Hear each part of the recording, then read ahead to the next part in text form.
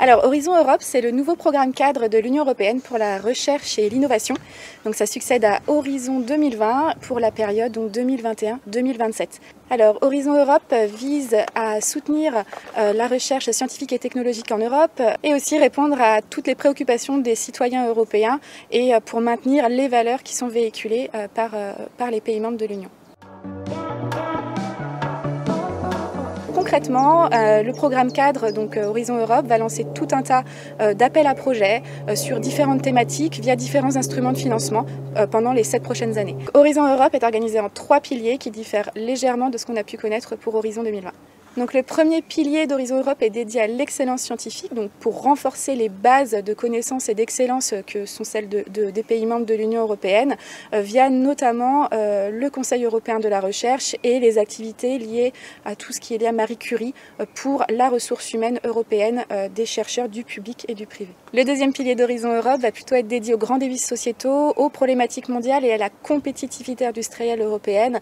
Donc il va être organisé en 6 grandes thématiques qu'on appelle des clusters, au sein desquels vont être lancés des grands appels à projets thématiques tout au long des 7 années que couvre le programme cadre. Donc ces clusters couvrent les grandes thématiques que sont la santé, la culture, mais également la sécurité, le numérique, le climat et plus largement l'alimentation et l'environnement, les ressources naturelles. Il faut savoir que plus de la moitié du budget d'Horizon Europe est dédié à ce pilier 2 et à la résolution de ces problématiques mondiales. Donc le pilier 3 est dédié à l'Europe innovante via notamment la création du Conseil européen de l'innovation qui sera mis en œuvre via 2 outils de financement principaux que vont être l'EIC Pathfinder et l'EIC Accelerator qu'on a déjà un petit peu vu dans Horizon 2020. Horizon Europe comporte également un pilier transversal qui vise à élargir la participation et à renforcer l'espace de recherche européen.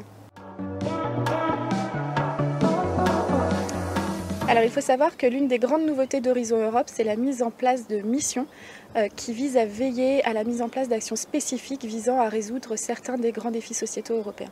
L'une de ces missions, il y en a 5 au total, est dédiée à la protection des océans, donc c'est la mission Océan. Et donc c'est dire la place qui est réservée aux maritimes dans ce nouveau programme cadre.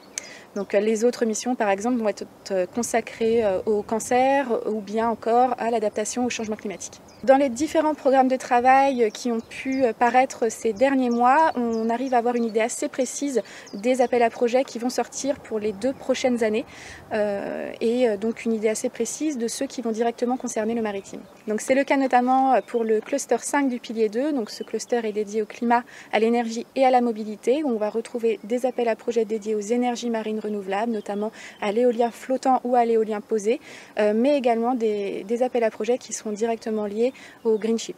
Il y a également de nombreux calls du cluster 6, donc qui est dédié aux ressources naturelles, à l'alimentation et à l'environnement, qui vont pouvoir concerner les acteurs du maritime, notamment dans le cadre de la préservation des ressources, de la lutte contre la pollution, mais également des apports des nouvelles technologies ou bien des bases de données européennes.